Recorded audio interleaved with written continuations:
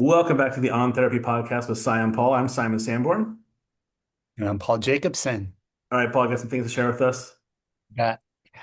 Just like all of our podcasts, I mean, sometimes these topics can really hit home to people. And I just want you to know today we're talking about emotional intelligence. And so, sometimes these can hit raw spots with people. And I just want to make you aware that sometimes these podcasts can be somewhat challenging to hear. Perfect. Well, everybody, we're pretty excited. We have our very first guest, and I'm a little nervous. And so that makes me know that it's exciting, and I'm excited to learn new things and hear different perspectives focused on therapy. Paul, do you want to tell us a little bit about who we're going to be interviewing today? You bet. So today we have Kim Haas, and she's from Thriving Life Counseling up in northern Wisconsin. And I had the great privilege of meeting Kim while I was doing some EFT training. And we were in the same small group together and just happened to reconnect through a Facebook chat, actually, on EFT. And so when we started talking, she shared about her passion of working with men, uh, a retreat that she has coming up in September. And I thought, hey, Simon and we need to get her on the podcast. So I'm very happy to welcome Kim to our show today. Awesome. Enjoy, everybody. How did, how did you get started? What got you into therapy? How did you start your thriving life? Tell us some more background stuff. Yeah, so therapy in general, I fell in love at my high school AP psych class. Um, it bothers me I can't remember my professor's, the teacher's name because he was so great. He taught us like college, and I was just enthralled with the material and like understanding myself as a human and humans in general. So I knew that's what I would study. I had zero idea what I would do with it, but I knew that I enjoyed learning about it. So sure enough, I got into college and I declared psychology as my bachelor. That never changed. Had some like, twists and turns along the way, followed a boy out west and transferred some colleges and, whatever. Um, Finished my psychology degree online with the University of Phoenix because we were always in small towns. And then had to decide what to do with it, right? And it became very clear there's either like the academic route, which I'm not smart enough for. Like, I love reading about the studies and I love learning about them, but I am not smart enough to like get in there and do them, or at least my brain just works differently. So I took the like application road, right? Like the how do you take that information and then help people with it. Mm. Um, so then kind of just knew I was going to do counseling and therapy. Um, got into my internship was a rehab facility, 28-day rehab program, which I'm super grateful for because I don't have any personal impacts of addiction, not something I would have sought after. Mm. So getting to learn and see and be in there, it was super humbling and I'm super grateful for it. And, I think AA is for everyone. The 12 steps are just great no matter what. Then from there, I got into a small kind of quasi private practice community health group. Um, so I got to do outpatient work and, lots of different people and different problems and different strategies, kind of as I grew as a therapist. And then COVID hit and we had to go online and I wasn't happy about it. But I had been commuting to and from my location at 40 minutes. So I got back an hour and a half a day of my life. And I thought, oh, maybe this is a viable thing. And so decided to go out on my own, do a virtual telehealth practice. I have been doing that for about 5 years. And that really let me hone in on specialty, right? So couples and um, men and ADHD. I'm dabbling in that a little bit. I really got to hone in on those specialties. And now I'm actually in my in-person office. I'm back. I have an in-person office as of like 2 weeks ago. So that's, Wow, kind of congrats. coming full circle. That's awesome. Yeah, to be accessible to some local people and get back in space with people. So, Wow, that's awesome. Paul, I have 1,000 questions. So okay. I think Yeah. maybe if you had some ideas, you can go ahead. Yeah. No, I like questions. I'll monologue if I don't get interrupted. Yeah. Yeah. Well, well, one thing that we brainstormed is just talking about emotional intelligence today. Yeah. And this podcast, while it's very general, it's for everyone. Simon and I do have a mission for reaching men. Whether, maybe it's a mom or a sister or a wife or, an aunt or somebody who's listening, can, hey, you know, son or cousin or whatever, you should probably listen to this. Yeah. We're trying to reach men and trying to get more men to consider going to therapy. Yeah. And Yeah. in talking about emotional intelligence, Kim, this is something that you really have a lot of passion for. Um, want to meet men where they're at and help them to be more emotionally intelligent in their relationships and probably within themselves. Yeah, I do. Yeah, I really do. It does. Sometimes it feels funny, like a woman really enjoying working with men. Oh, that's And great. that actually makes a lot of sense when I look back on my life. I had a twin brother growing up, and so I just grew up with a boy, learning how to play and meeting all those different milestones together. I had a dad and a stepdad that were super, impactful in my life, and yeah, I just kind of always geared towards hanging out with the guys because I think you guys are awesome. Um, but so that's like personal, and then professionally in my couples work, I just started to notice a pattern. I just started to notice, and this is not blame or who's more responsible or putting more on guys' shoulders than women. It's not anything like that.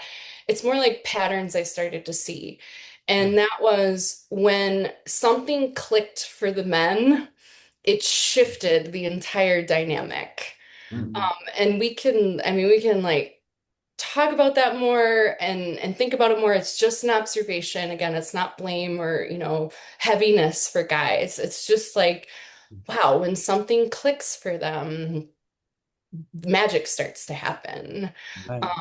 And so that's kind of how I really got passionate about working with guys. Because, but at the same time, at the very same time, I don't think that guys have had a lot of encouragement or been given a lot of space or training to feel comfortable in that world of emotions and relationships.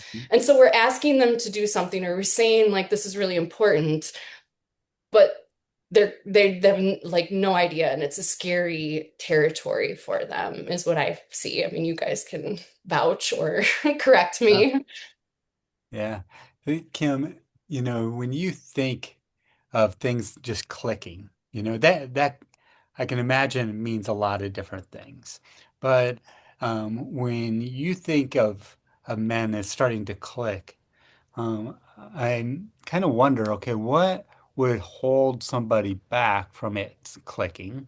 Yeah, What's in the way? And then I also think, okay, so what changed? When it clicked, what was it that then yeah. changed and got better for them? What was the benefit? Yeah, so what got in the way, I think, is awareness, Mm, like just not being aware necessarily of, what am I thinking? What am I feeling? Because all we ever see is reaction. uh, That's human, right? That's just human. We only ever see people kind of autopilot reacting. I think this is men and women alike. It's in therapy, I've found like I don't know if a lot of people know themselves why they do what they do. right, right. Probably that Um, awareness, they probably haven't really given it much thought or been yeah. mindful of it. Yeah, for sure. So I think awareness is Know huge. why? Hmm. But to even get there, I think space, like having a safe space to think about that and talk about that. I mean, that's therapy, right? Like we get to talk for an hour about why this one thing. I mean, I am shocked how many times I can spend 60 minutes analyzing a 10-second interaction with someone, Mm. Yeah. right? Yeah. Like this split second of your life. And how many 10-second interactions do we have in the course of a day where I don't necessarily know what was happening for me? And so awareness and then having space to think about those things. And not just any space, but a safe space. Yeah. And I think women are more likely to go into therapy because we're emotional and like but we're also like we were bred in that world, Mhm. right? Like we grew up like being emotional, being okay, being emotional, talking about those things. Um, and women, they have their friends. I remember I actually listened to you guys and you were talking about like guys having friends. And so we have safe space there to talk about it. But I'm not sure that's what all guys talk about when they're on the golf course or, at a basketball game or whatever. I'm not sure that they're kind of diving into those kinds of conversations regularly. Yeah. Well, how about, my first thought was, how is it for you being a girl growing up with boys and kind of getting the opposite of that? Like Yeah. you're being an emotional creature, like you said, but you're being Yeah. around boys your whole life or men a lot of the time. Yeah. Well, I think that's where I was super, super blessed on a lot of levels. My dad, he's kind of an anomaly a little bit. So he was very conversational. So I remember, the main man in my life growing up was conversational. Now, when I think back, like, was it always emotional? Not necessarily. We were talking about deep things and whatnot, but sort of from a high view or an intellectual view, but we had a lot of interactions. It wasn't just two-word sentences or things like that. Um, my brother and I, just because of the way we grew up in a divorced home, it wasn't, and he wasn't like a tough boy, so there was this element of chicken egg, right? Like just the fact that we were growing up together, maybe we got a blend of both of those things growing Mm. up. Um, so yeah, that's kind of, I think that's, kind of what I think about with me growing up that way. I had a really good experience of both worlds. Mm. Yeah. Um, yeah, Mm. Well, yeah. first of all, I think I Followed a Boy West is the great title of a book or a movie or something. That was awesome. I caught that in the middle of that. It was great. Yeah. For you, It so worked out okay for me. I don't know if I would recommend it to all the ladies, but it worked sure. out good for me. Yeah. You can have daughters, cover your ears. When it comes to working with men, so I think you're hitting on something really important of like this awareness that the shift happens do you feel like the shift happens once the awareness starts, or is the click over later in that process? Mm. Um, no, I mean, one of the like beautiful magical things I love about therapy is you can see it like Hmm. so one of the things that's kind of an indicator light for me as a therapist is when someone says exactly. Mm. Like I just put to words something that they couldn't put to words. And Mhm. so, when they say exactly, I'm like, cha-ching, like that's Yep. it, right? That's the awareness. Mm. And that's when like something unlocks. Now there's a lot of work after that, there's a lot of, but that's like the beginning of the momentum, I think. Hmm. I think guys, when they get a tool in their hands, they're just like, oh yes, okay, something Yeah. that but there's a bigger thing than that. It's not just a tool; it's like a huge shift. Mhm. Yeah, like I do think the why matters, Mm. so like I could give a guy a hammer, but like what Right. are we trying to do with it and why? What's the purpose? What's the underlying thing? Because that connects, speaking of emotion, like that goes from just what am I doing to why am I doing it? The emotional like driver of it, not Mhm. just because someone told me to, or like I read a book or, whatever. And with that cha-ching you talked about, I think I think for me as a therapist, it's such a, I mean, it's validation, I think, for sure, but it's also not just, it's also this like, I got to go on this exploration with someone else and watch them come to fruition with something that kind of that shifted things for them. Like I Mhm. just feel this really, really genuine, God, the word's escaping me, privilege of doing that. Yes. Like being part of that is like why I do my job. I mean, I do my job for all the other stuff too, but like those moments are those kind of Yeah. moments where I'm like, wow. Maybe I think I feel more connected to to people and community, and this is going to Yeah. hopefully help. I don't know what's happening, but like I just love that moment. Well, connection, you said it. Like, you know, there's the validation that we, are doing our jobs well. And but then there's the like watching someone get it and like knowing what that's going to do for them. Mm. And also, I think there is there is some so something could click in a journal or ChatGPT could like give you an insight and it would click. Mm. But the energy between two humans Hmm. sharing that moment, that's powerful. Mhm. Um, Right, right. that's powerful. And I think that that's what emotion does, is connect two people together. So if we don't share it, if we don't talk about it, if it's an AI or if it's like alone, then there's just something not quite the same about it. The clicking. Mhm. Right. Yeah. Kim, you brought up this awareness, this Mhm. click, right? And I'm envisioning guys in their relationships with their friends or their significant other that, when they had this awareness of maybe, what is triggering them, what's making them mad, contributing to this reaction that they have. Um, I wonder if this click that you're talking about, this awareness, can really then start changing this this reaction that they have and Yes. how they regulate themselves. 100%. It's the first step. Um, Viktor Frankl, there's some debate about whether he said it, but I'm always going to put it to him. He Um, said Frankel.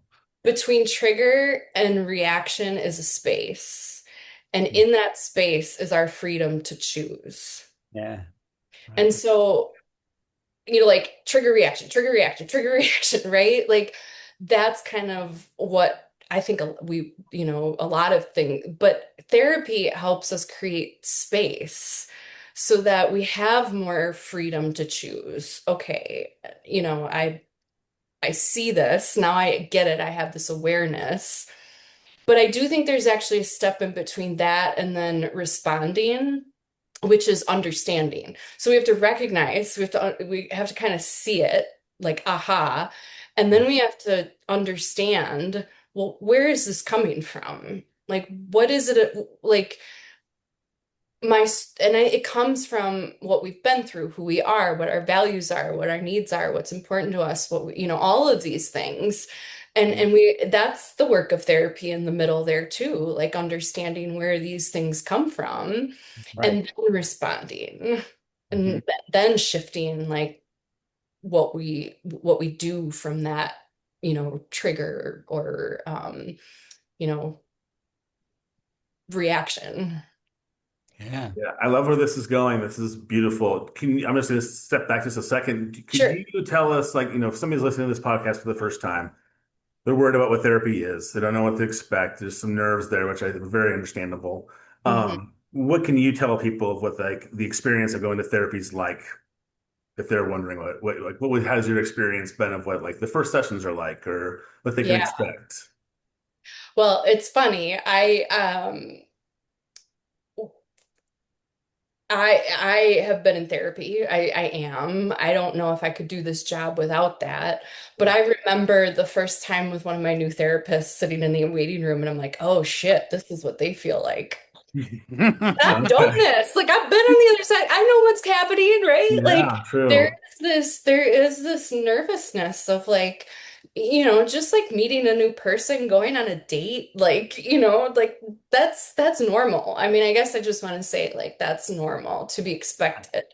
Um, I'd be nervous if you weren't. And then on top of it, not only am I like going on a blind date, I'm being asked to share my deepest, darkest secrets. Like, we're going to skip Yeah. 5 dates. We're going to skip 12 dates and go right into there, right? Yeah, So, great way of I putting it. mean, of course that's intimidating.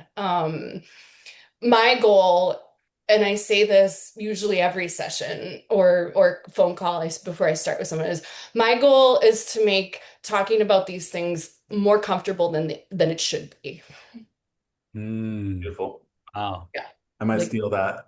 yeah. Yeah, that's a good one. I want to make That's a good this one, Kim. more comfortable. And that's another cha-ching when people, at Yeah. the end of that, they're like, yeah, it wasn't as bad. I'm like, then I did my job, right? Like I made this space safe enough that like nothing can shock me, nothing can make me judge you, nothing can make me like, kick you out of this room. But I think that in the everyday world, that's not true. Right? Like when we show up authentically or we show some of our warts or some of our wounds to things, we get dismissed, we get rejected, we get yelled at. And so I don't think people's nervous systems have felt what it feels like Mm, to be vulnerable and that be okay. And so I would hope that that's what therapy feels like for people. It should. yeah, I think that's one of my favorite parts is calming nerves right away. That's Yeah. not like just another dude. We're just gonna have a conversation. Yeah. Like Mhm. this is not gonna, it'll be hard at times, but we'll make it through it together kind of thing. I just love that opportunity in the Yeah. moment to meet somebody and be like, we're gonna figure it out. Well, Yeah. back to what you said, it's honor. It's such an honor and it's such a sacred space. And I don't think any of us take that lightly Hmm. that you're in here doing this. I say that to my clients a lot, like just thank you for your vulnerability today. Thank you Right. for letting me see this. Thank you for this was super brave. Mm, Took a lot of courage. yeah. Right. Wow. It does. Yeah. And and then you find how uh you get sometimes to and it can take a lot longer sometimes too. But you might get to the third session, the fifth session, and your client walks right in the door and boom, you get started like right now. Yeah. And Yeah. sometimes you don't even have that chit chat of, oh, how are things going lately? Yeah. Sometimes people just get right into it. Right, right. If you've established that relationship with your therapist or they've done that work for you to know that it's a comfortable space, then it doesn't take that long. I do want to back up too and say though, again, the guy girl thing, the guy gal thing is like I think women may walk into the therapy space and have felt that before again with like their girlfriends like bawling their face out with or so they have felt that before where a lot of men walk in and their Mm, body literally has not felt what that feels like, mm, although I do want to say that's not necessarily true because um that is what happens when we fall in love.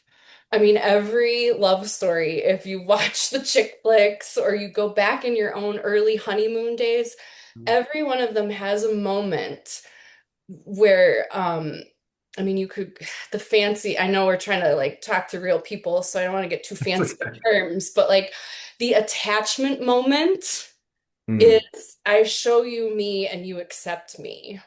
Yeah. And it's kind of a key ingredient in falling in love. And mm, I dare you to watch the next chick flick and like spot that moment of like, yeah.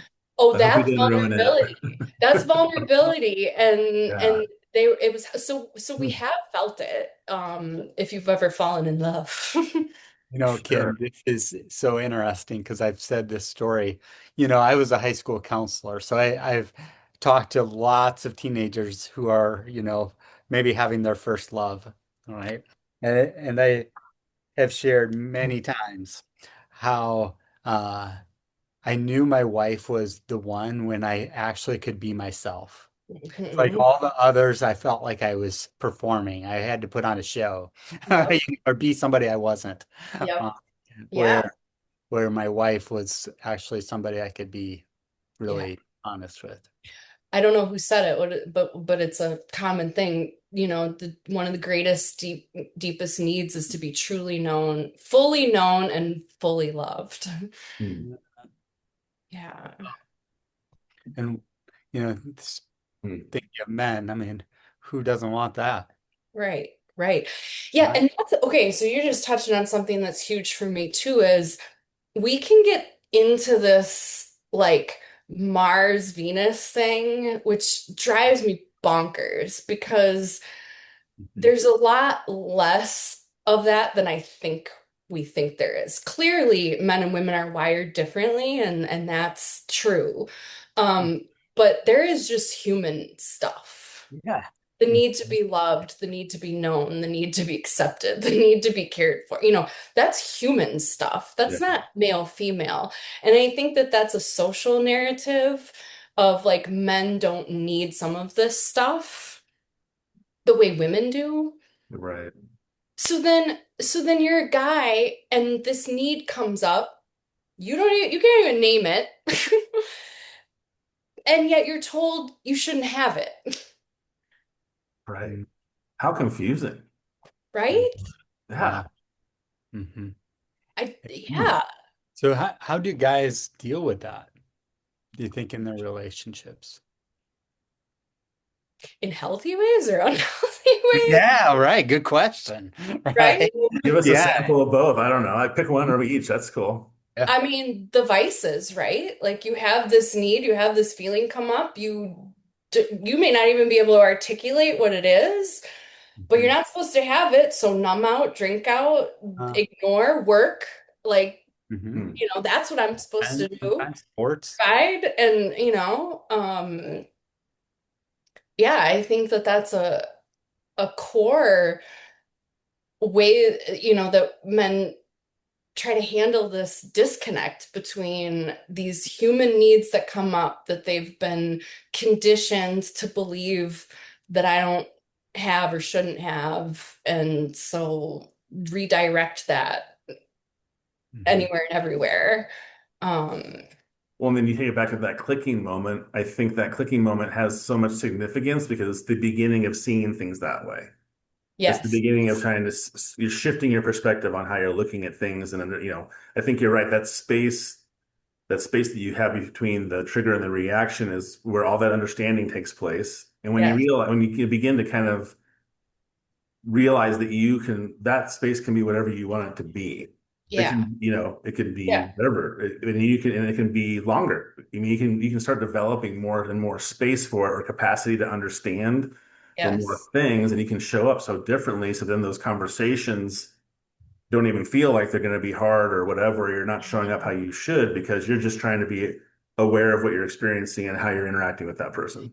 And you Mhm. can't do that if you don't have permission. Like Right. that this is good and this is okay and this isn't weakness. This isn't less of a man. This is like there's Mhm. permission to And have you're all saying these. like they've given permission to themselves. Is that what you're saying? Well, yeah, I mean, yes, and culture, people Right. around them, like, right? I mean, I think it's hard to give ourselves permission when everyone else we got to be pretty strong to Yeah. say, like, this is Yeah. who I am when we're fighting a culture of, you know, you shouldn't. So, I mean, I think that there's individual change when it comes to this, but then I also think, I mean, that's why I love being able to come on here and talk to you about this and, speak different places. Is like there's a cultural thing that needs to happen. Mhm. I mean, another thing I see in couples work is I just see a lot of good guys wanting to do the right thing. And like how many times I've heard in modern day, like, I'm doing it all and it's never enough. I Hmm. don't know what. And women being like, I don't know how many more ways to slice an apple, right? Like, I don't know what to tell you.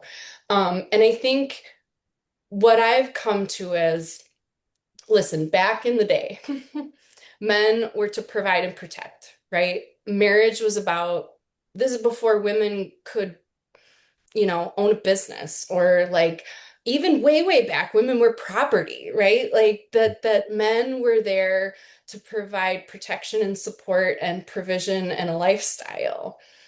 And that's shifted, right? Like women can take care of all that business on their own. Like we don't need that in order as a survival mechanism. Hmm. And so then no wonder men are lost. Well, then what am I like, this is what a whole generation, generations upon generations of men have been taught to do. Women are saying, I need more emotional connection. I need more close. And men are like, so they're in modern day, men are being at like marriage is about emotional closeness and connection and, all of those things. And yet they don't know how to do it. They don't know what it means. They don't know what it looks like. It's a language they've never experienced And they before. have Yeah. words. Yeah. Yeah. So no fair to you guys, Mhm. right? Um, But if you don't mind, can you expand more on your thoughts about what are you hoping? If you feel like it's going to be a culture change, what are some things are you doing other things outside of just focusing on your group, which is awesome? Or what are you thinking about the cultural change? What do you want to have happen?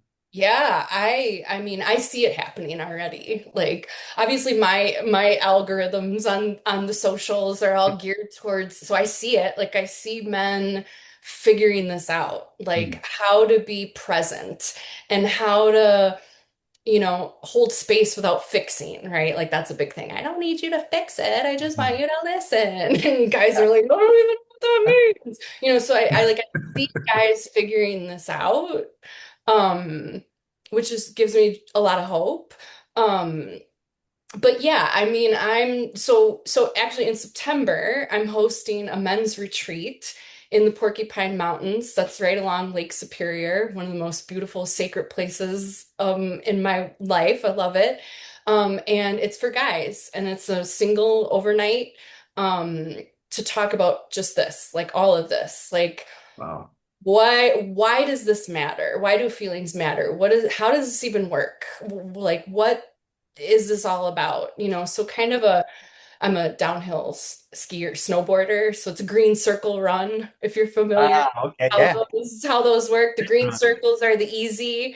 Um, to just learn about it. Because sometimes walking into therapy, that's a black diamond run, right? Like you're mano a Yes. mano, you're the focus where this is going to be, a bigger group of men, hopefully. But I also hope it feels just like more comfortable than it should. I feel it's like it's more, I want it to feel like it's a weekend getaway with the guys with a little bit of feelings and relationship stuff. So That's there's awesome. we're out in the woods, we're on Lake Superior, we got some activities planned.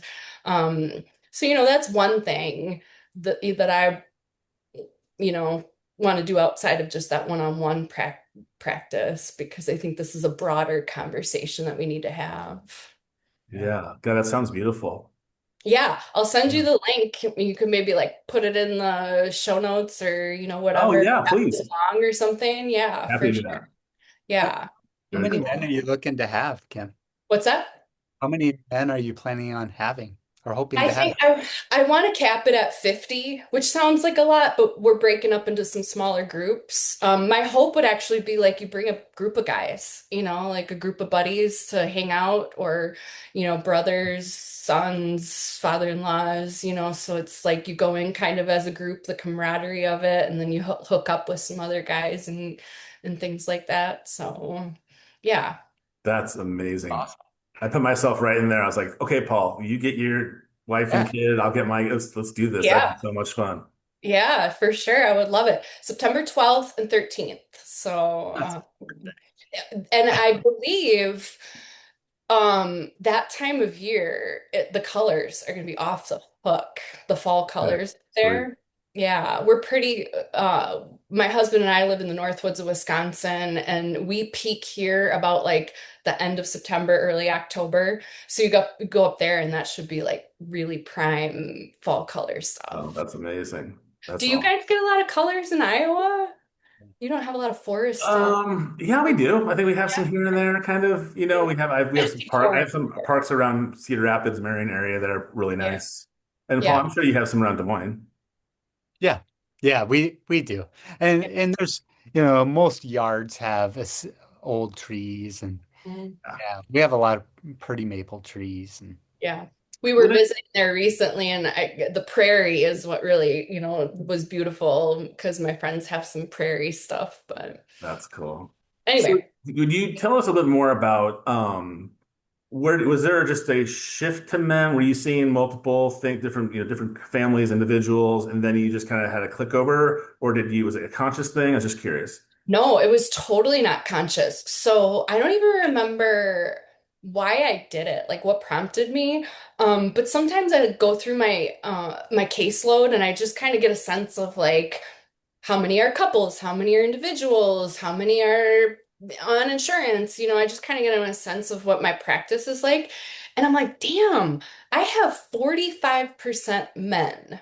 Like out of my individuals, I have almost half that are men. Hmm. Um, a and lot. that just kind of blew my mind. I was like, why don't I? It was one of those like niches that I didn't really look for or search for. And again, I think when I reflect back on it, a part of it is probably just the like vibe that I've always had with guys and making that space comfortable. And a lot of those guys have, been with me a long time, like not just, so they've just kind of stuck along. So yeah, I didn't anticipate that really or seek that out at all.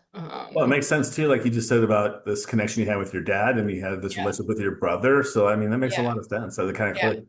yeah. It's sometimes I think it's just knowing how to speak people's language, right? And Mhm. well, and the other thing is, um, I've said this on different levels in different ways, but I often feel like a bridge. Like I can end up being kind of a safe female, right? Like so when their wives have been telling them the same stuff, right?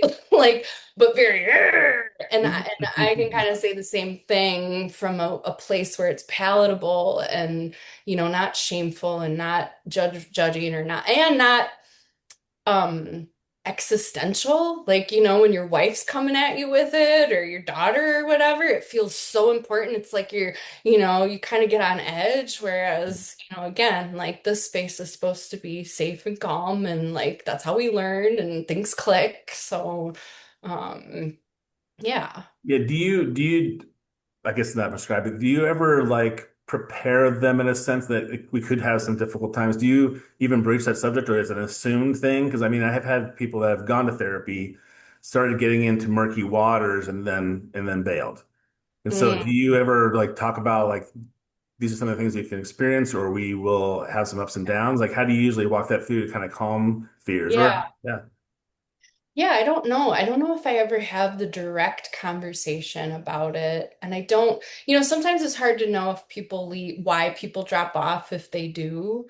Um, I like to think if we do get into those murky waters, again, it's like it's the body can feel, even though it's scary, there's a safety in it. Hmm. And so it's not like eject button. Um, and if the therapist is, I don't want to, I'm not like throwing any shade at any therapist, but like if the process is going along the way that it should, quote unquote, a therapist would be in tune to that. Like, Hmm. and we don't want people over the edge and panicky or whatever. So, it's kind of slowing, Paul, you remember from our training, like slowing everything down, like, hey, what's happening right now? Hmm. Talk to me. What's going on inside? I'm amazed at how many guys can't even like access Hmm. in body what's going on. I'm one of Hmm. those, Kim. Sometimes that's hard for me. Yeah, Hmm. yeah. Because Yeah. And Yeah, that's to the just point too. I think we all experience that. It's that understanding and that ability to be aware of what's happening that just shifts everything. yeah, right. So, you know, I think that those are the moments then where, I'll talk them through it, right? Like Mm. being very explicit about what's happening because I think that humans are incredibly resilient. Like the worst thing, the scariest stuff is not knowing what's happening or not that we don't know, we can't do hard things or go through hard things, but like, okay, can I just right now, you have got so much going on in your body, your adrenaline. I mean, this is scary stuff. This is hard stuff. Like, and kind of explaining in the moment what's happening and really, processing not just what's happened or from that intellectual level of what's going on, but like, here's what's happening right here, right now. I bet you Right. felt this before in different places. Could we just take a couple of deep breaths? Like, this is okay. Have you been Yeah. happy to see that there's been more science coming out about some of this stuff? So I hate Yeah. it, but it kind of legitimate makes it more, Yeah. but I mean, it seems like it's more aware. I'm hearing it talked about a lot more. Even some of the Yeah. podcasts like Hofferman, things like that, they're talking about the mind body kind of connection to things. Yeah, for sure, for sure. And I mean, again, I don't have a better language for it. I hate being too therapist-y, outside of it. But yeah, I've even caught like my husband or my dad picking up on the language of like my nervous system. Mm. Like my nervous system cannot handle this right now, or whatever. Like, um, but yeah, because that's really what's going on. I mean, so here's something about emotions that I think when I heard it, I was like, duh, how did I not? Emotions are a biological process. Hmm. Mm. They're biological. We think of them as like this pie in the sky abstract thing, but um something happens and our brains have a signal. So dopamine gets released when we're experiencing something pleasant, right? Um, Oxytocin gets released. That's the cuddle hormone. So it's the hormone that gets released when babies are nursing, during orgasm, when we're hugging and cuddling and holding hands. So like those emotions get oxytocin gets released in that. Adrenaline, cortisol, those are chemicals. Those are brain chemicals that get released when we're under pressure or that we're feeling fear. So emotions are a biological process. So it makes sense that we would feel that in the body. Hmm. For sure. Mm. Yeah. And going back to this mission of increasing emotional intelligence Yeah. is that awareness of that and Yeah.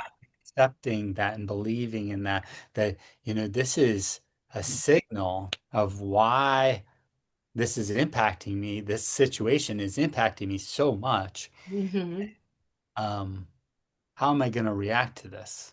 Yeah. And Yes. bring up slowing down, right? Because we tend to react like right now, right? Hmm. Without giving it much thought. Oh, I wonder what this means. Right. You know? And our body becomes a very important like indicator light. Hmm. Like my heart is something's not right, what something's off. It becomes like a check, the indicator check engine, like let's slow down, let's open the hood, let's take a look. That doesn't mean our brains always get it right. I Mm. mean, like we can perceive threat, we can perceive rejection, we can perceive this is where I think couples get into conflict or we get into conflict in relationships, is because our brains don't always get it right. But we have information comes in, we have an experience, and we make a meaning about it. Mhm. Like whether we are consciously aware of it or not, we attach a meaning of why did this happen? What does this mean? What's going to happen? And and then we're off to the races with that narrative, Mm. Right. right? And, And so, hmm. I'm sorry, Kim. oh, go ahead, Maybe interrupting. please. You know, it really made me think there of how a guy in your therapy office might be able to actually go there with you, but Yes. with their wife, they might not be able to like get to the depth because there's maybe a huge cost to this or a lot of Sure. fear. Like, Mm. how is she gonna treat me now? For Right? Where, sure. at least a guy in your therapy office might not ever show up again, right? And that would Yeah. probably be okay. But Yeah. his wife, man, there's a lot riding on this. Mm. Yeah, for sure. So then the intensity of that is higher because the stakes are higher. Mm. And there's baggage in history, right? Like this cycle between us has happened thousands of times. And I mean, if I'm crossing a street and 9 out of 10 times I get nailed by a car, I'm gonna be pretty careful about crossing that street, or I'm actually gonna probably not do it. I'm gonna avoid it, right? So that's the work of relationship work is like righting that ship, like to not start, to be able to cross that street together. But sometimes I think the therapy space for guys can be like the T-ball, like let's do it off the tee. Yeah, that's a great way. Right. Yeah, because you go out into your relationships, and we talk a lot about marriage and lifelong, partnership relationships, but this is no different than with your kids or Mm. coworkers. I mean, it sounds different. We're not like pouring our hearts out, but like understanding, oh, in that board meeting, that irritation came from me not feeling like my ideas were valued. Or Mhm. not ever Okay. up. Mhm. Right, yeah. So instead of, being an asshole and slamming the table or, checking out from work altogether, I mean, these reactions that we can have sometimes in those situations, oh, that's how I felt. That's the meaning I made out of it. Now I can make a better decision about what I'm going to do with that, Mm. Yeah. right? Yeah. I Can think too, helping them shift their thinking to these things I'm going to try to shift and change are going to be. It's going to take me a while to learn. Like I'm a newborn or something. I'm going to stumble along and drop things along the way. And I need to feel Right. safe as I do that and be kind of reassured that that's okay. This is part of the process, and those are actually great things to learn from as you continue forward. Is you just keep having these Yes. opportunities to learn. It's kind of like Yeah. shifting that kind of thinking into like this.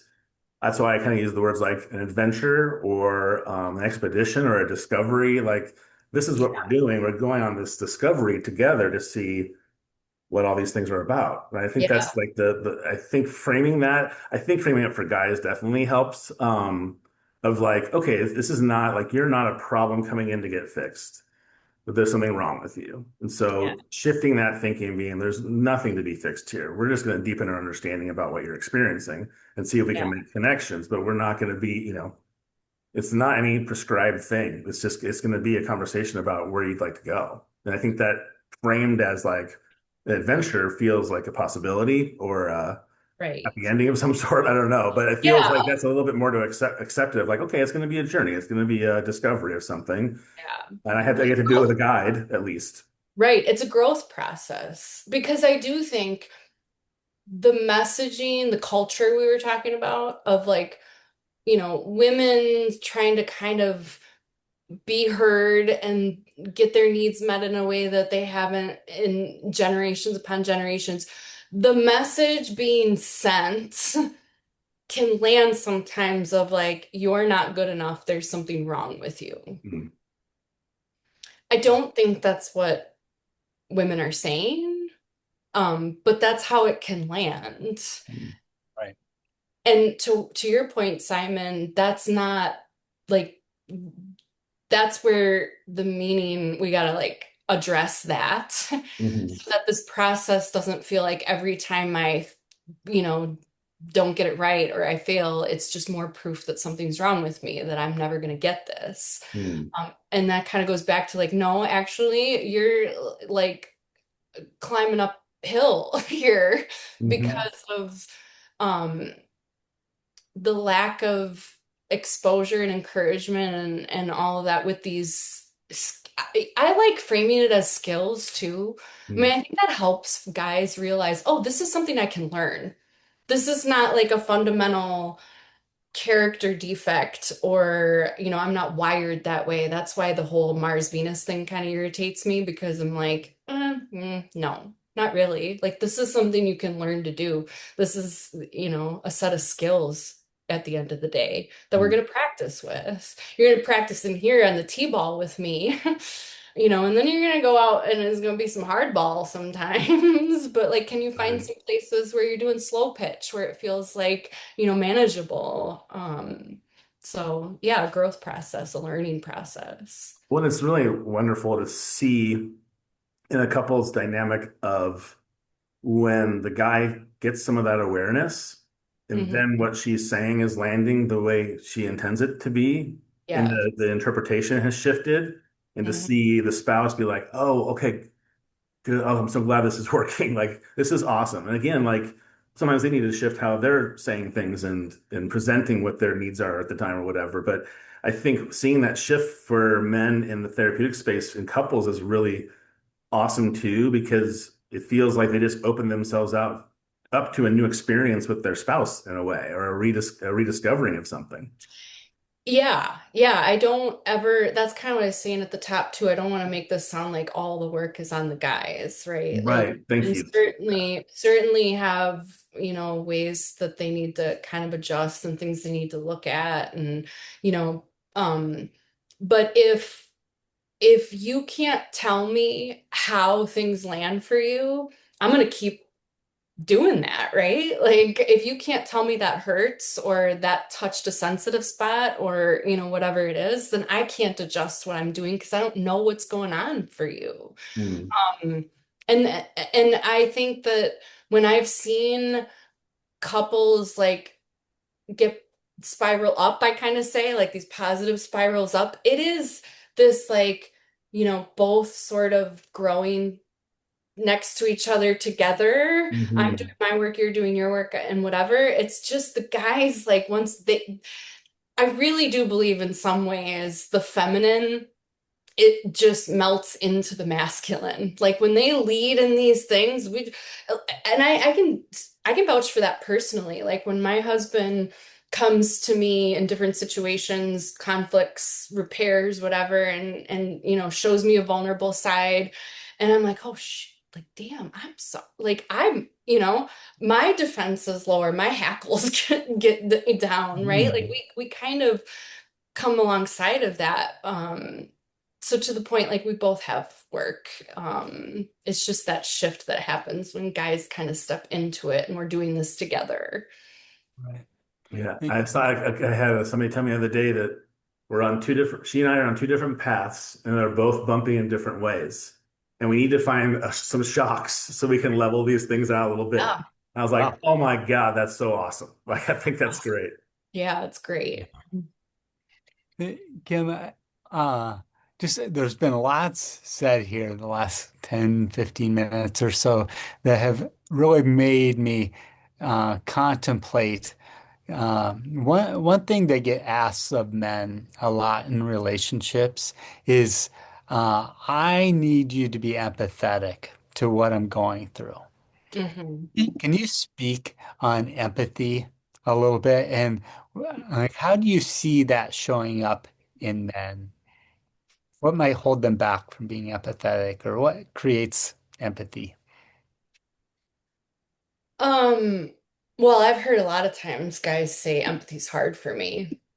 Uh, Hmm. um, I hear that a lot. Yeah. And Because and I as a guy, oftentimes we can be ultra independent, right? mhm, It's like, I just need to frickin' do it. And like take charge of myself. yeah. We might sometimes expect other people to do that. Mhm. Like, if you don't like it, do something about it. Right, You right. might not be very empathetic Yeah. to the challenge, right? And I think at its core, it's a beautiful energy of guys to want to help, to fix it, right? Like you don't feel good. do something, right? You don't feel good? Tell me what it is and I'll slay the dragon, right? Like Yeah. it's this Mm, beautiful energy. Um, just a little bit, you know, a little bit off. So I just want to honor where it comes from. But mhm, yes, it is still the same. Let's push past the emotion. Let's like bypass it to then get the problem solved, whatever that mhm, is. And I think it's like colors you haven't seen to tell a guy actually sitting with the emotion, not bypassing it, just listening to it is the fix. mm, Like it is the answer.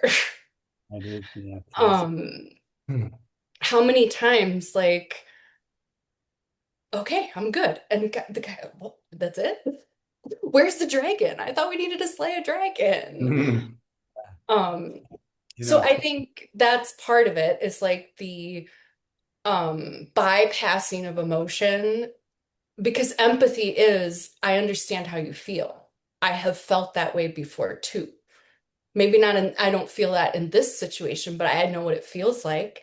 And I wouldn't be rejected in this situation, but I know what rejection feels like. mhm, You know, this doesn't seem like that big of a deal to be hurt. I'm not, but I know what hurt feels like. mm, And so it kind of also goes back to that I can't empathize with someone if I don't know what that feeling feels like, if I haven't been able to access it before. mm, yeah. One thing I've seen him and Simon that can be a block to empathy Hmm. is I want you to feel the same way as me. mm, Hmm. Yeah. Like I don't think it's a big deal. You shouldn't think it's a big deal. Like Right. it isn't that hard. Just it's not that hard to me. Why isn't it hard or easy Yeah. for you? You know, Yeah. so badly want other people to feel the way we do. Hmm. And we try to convince them of it, which doesn't feel very empathetic to Right. the other Right. person, right? And I think um I once heard empathy. So like the big analogy with empathy is what is it like to walk in someone else's shoes? Mm, mhm, Um, but that slightly misses. It slightly misses because again, like if I'm walking around in your shoes, I wouldn't feel that way. Like you tell me the situation. It's more, what is it like for Paul to walk in Paul's shoes? What yeah. is it like for Simon to be in that boardroom doing, not me, right? Because you have an entirely different story than I do. mm, You have an entirely different set of sensitivities and history and value, all those. So you are going to feel differently in this same situation. So it's empathy is both, I know what that feels like, even though that situation wouldn't make me feel that way. And Mhm, it makes sense to me why it feels that way to you because I know you. And so I know why that would bother you, mm. uh, right? really being in tune with the Yeah. other person. Attunement is one of my favorite words. I looked it up in the dictionary. It's something about um, harmonies, like two different notes harmonizing together. So we're attuned enough that I can, I'm present with you. That's another one, presence, that I get it. I'm not just looking through my own lens. I'm also hearing your notes and making sense of it. Yeah, we had a person in our foursome of friends, close friends from our cohort, Chelsea, great therapist. I remember watching her in my second year because we started doing therapy sessions together. And I don't think I didn't know what attunement maybe looked like. Maybe I don't still, but I could see her. I could almost like feel her do that, and she was so good at attuning, and she got a lot of praise for that too. Or other people saw it, but watching that happen as watching another therapist get attuned to their client, Hmm. so in such a really gentle. seemingly easy way. It was Yeah. just kind of like beautiful. And I was like, oh, I want to be more aware of that. Yeah. Yeah. Yeah. Yeah. I mean, Paul, I remember from our training and they talk a lot about, and I want to make sure this makes sense, and it won't probably at first, but our clients are borrowing our nervous system. They're borrowing it. So when when you've got someone across the way and they're talking about trauma, that doesn't feel good to listen to hear, right? Like that's uncomfortable, but like deeper than that, it's sad, it's hard, it's painful. But we can't be afraid of that. Like, I'm not going to run away from that. I'm not going to try to fix it. I'm going to sit here in it with you Mhm. because I feel what you feel. Right. Wow, that knocked me back a little bit. Yeah, I had not conceptualized it that way before, but that makes a lot more sense of just being a little tired at the end of the day when you feel like you didn't really do a lot but talk. It Mhm. makes, yeah, that makes a lot of sense. You're letting somebody else borrow your nervous system. I hadn't Yeah. ever thought of, I haven't think I've heard it put that way. That's Yeah. makes a lot, give myself a lot of understanding with that one. That's great. Right. Hmm. Right. I mean, Paul, like, I remember, a lot of the EFT was like when we get uncomfortable in a session, what do we do? Like what's coming up for us? Yeah. Hmm. Right. Yeah. It's certainly there, isn't it? Yeah. Yeah. But in a lot of ways, we can end up being the supportive spouse that wants to fix it because it's uncomfortable for me. Yeah. Yeah. Well, and as therapists, especially when we're seeing couples, I think we model how it's supposed to be, Yes. right? Yes. And because I know a lot of men that I work with when with their partner, they learn a lot just on how I listen to their wife, Right. Right. Right. how I validate and uh, Yes. Yep, how we become models of how to do this. Now, we make it look easy because we're trained and we whatever. do it all day. Yeah, And it's no sweat off my back, yeah, right? Like right. Hmm. that's the hard part about being in a relationship is usually your shit's gonna trigger my shit. And now we're both like trying to be the analogy I like to use is like we're both in the middle of like drowning, trying to use each other as a floaty. You ever been in the middle of like you can't touch water and your kids are like trying to use you and you're like, dude, no, like you're gonna drown me. Like I can't do Mhm. that, right? But as therapists, like we're always able to touch the ground of the lake, of the water. So you can come use me to support you while you feel like you're drowning. But it's harder in relationship with people when like we're both drowning. That gets really messy really fast. Yeah, that's so interesting. And I Yeah. think some of those, that's why I think analogies are so great. I'm not good at them. Paul knows this. I Mm. have terrible analogies. They make a lot of sense to me, I'll tell you that. But Yeah. um, I think that those analogies are great because I think that really, especially for men, I don't know if men, I don't know if this is true or not. I feel like more visual in some Yeah. senses. Right. And I feel like those Actually, analogies paint good pictures, I think. it's interesting you say that. I think I've been given feedback that I'm pretty good at metaphors and analogies, and that might be another reason why I work well with men because I agree. I think they're like, oh, because, and maybe this is a man brain, woman brain. I'm not sure. I'm very careful about labeling that stuff, but like the analytical, like how things work Mm. mechanically, right? So if I can say, oh, I know how that works, that is how it feels. They can connect those two things together. And I think what's cool too is I've had situations where offer an idea that they kind of mentioned before, and so like, whoa, would that thing work? That would work too. Yeah, I still do that.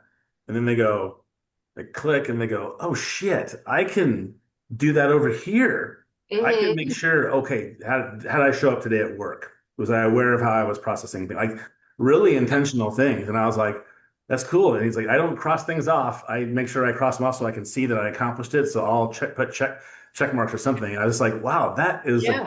that he just on his own to try to Yeah. get himself to a space where he can have more Yeah. space to have some More understanding. space. Yeah. Yeah, more space. Uh-huh. That's you asked the other you asked earlier about like what else besides just this therapy work and there's a retreat. Mm. But I also you guys inspired me a little bit. I have had a baby project for a podcast in the back of my mind forever. And it's been brewing and whatever. So I finally just recorded my first episode. But it's called The Space Between. Oh, awesome. The space between now it's a little bit different. It's not the space between trigger and reaction. It's more about the space between your perspective and mine, not right or wrong, but like Wow. where and not where they overlap either, but where does things that the way you look at the world make sense and the way I look at the world makes sense. And maybe sometimes, the way you view things means I respond this way. And then maybe in a different moment, my way of looking at it is more Mm. helpful. So anyway, I just thought I'd throw that out there because we Love were that.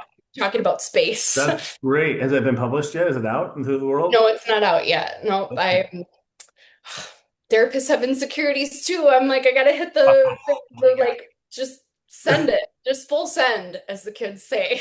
Yeah. Yeah, and Um, Well, Kim, let me know when you do, because I'll put it in the notes as well as like the yeah, link to your other things too. So that'd be kind of yeah. cool. We'd love to The promote that. first, yeah, the first one's gonna be really like, what does this space, what is this all about? From there, it's gonna be conversations about, so finding two people that look at things kind of differently and like help me understand you. So for example, the first conversation I'm gonna have is actually with my dad. He lives in Phoenix, Arizona. Mm. I live in northern Wisconsin. Neither of us would live in the other place and avoid visiting the other place at the peak of things. So I just really want to talk to him like, what do you love about a hot climate? What do you love about the desert? What are some good Mm. things about that? What is that, whatever. And same thing for like a cooler climate or seasonal climate. And then what do we miss in those things? What are some, pro con, but also yeah, so that's just like a silly kind of daily example, but we'll That's get a little cool. more serious as it goes on. Well, if you ever want two knuckleheads to come on there and do that, Yeah, you let us know. yeah. You gotta have an opposite way of viewing things, and then we can like work with Oh, yeah. I don't know. yeah, We like align on a lot. it. Yeah, Boy, Kim, it's been a real privilege and an honor to have you on. A yeah, lot of information I thought was it landed really well for me, and put in terms that I think people will get. So if people yeah, are listening to this for the first time or uncertain about therapy, we got in the weeds a few, but I think that's awesome because they can get some understanding about that at a different time, maybe, So yeah, I think like we've hit on some things that really could be encouraging for men specifically to get into therapy and seek some opportunities to see if they can understand the world in a way that makes it, yeah. their life productive. Yeah, it's been super fun. And in a way where they can show up in the moments that matter most. That's kind of, what my hope is that we can all learn a little bit more about ourselves and each other, and so that we can respond in the moments that matter the most in our lives. Yeah, So, for sure. yeah. All right, we're going to honor your time, Well, Kim. So that sounds we're gonna good. wrap some things up so you can pop off whenever you need to. But it was a real Yeah. pleasure. Okay, real good. Yeah, good to see you guys. We'll take good to care. see you, Take Kim. it Yep, easy. bye-bye. Bye. Well, I'll just, Thank you. dude, that was a really impactful conversation. I hope everybody enjoyed it. Kim said a couple of things to me that were kind of revelatory in a lot of ways. And I think it was just seeing her different perspective on things and how she approaches counseling and therapy and her understanding of men and some of those things. Like, Oh, I just so appreciate people that have gained this knowledge to do this kind of specific niche thing, like she said, but have so confidence to do so. Like she just has like a really natural way of being that feels very comfortable to be around. And I think that approach is such a wonderful thing for men to come into therapy for. So I just thought it was a fantastic conversation. I'm so glad you introduced her to me and got her on the podcast. This is so cool. yeah. Yeah, it's wonderful to hear her. And I know when I was in a small group with her for our EFT training, she was a person that I thought, yep, I could go to therapy with her. She's great and just seems to get it. And I Yeah. appreciate your passion for working with men. Yeah, I just love her humanity. She just sees everybody with that kind of lens that I just so appreciate as a therapist of just looking at everybody as human beings and trying to meet them where they're at. It's such an amazing thing. And if people are out there listening and they're contemplating going to therapy, if men are out there uncertain about what it's going to be like, I hope you got some clues from what some of the experiences can come to fruition. I mean, it's just kind of amazing when you give yourself the space to try something and take a risk, and we all know it's how scary it is. So, giving yourself that opportunity, to see what could be different for you. I hope you take it. I think that's a good opportunity to see what can be different for your life if you're not satisfied with where you're at and you're relationships or yourself in general or your job. I mean, therapy is a wonderful way to explore some of those things that drive us to do different stuff that is confusing and hard to deal with. So if you're listening, we really appreciate it. And we often suggest you go to Psychology Today if you're looking for a therapist. Great way to look at people's dynamics and what they're into, and you can talk to people and figure out who fits for you. So I highly recommend that. If you're in crisis, 988 is a place to go to for a suicide hotline. Very important to take care of yourself. If you're in danger, please dial 911 and get some support there. They can give you all the help that you need as well. So, Paul, do you have any closing thoughts or ideas? I just want to thank everybody for chiming in and I ask for you guys to like and share. Want to try to get the word out to as many people as possible. Thank Perfect. you. All right. Thank you, everybody. Have a good one. Adios. All right. And now for our disclaimer. The content shared in this podcast is for educational and informational purposes only and is not intended to be a substitute for professional mental health treatment, diagnoses, or advice. Although we are licensed therapists, this podcast does not establish a therapist-client relationship between the host and the listeners. The discussions, examples, and opinions shared are based on our professional experience and perspectives, but they are not personalized to your specific situation. If you're experiencing emotional distress, mental health concerns, or a crisis, we strongly encourage you to seek support from a qualified mental health professional in your area. If you are in immediate danger or need urgent assistance, please contact local emergency services or a crisis hotline. In the US, you can call 988 for suicide hotline. By listening to this podcast, you acknowledge and agree that the hosts are not providing therapy, counseling, or clinical services, and any actions you take based on the content are your own responsibility. Listener discretion is advised, as some topics may include discussions of trauma, mental health challenges, or sensitive experiences. Thanks.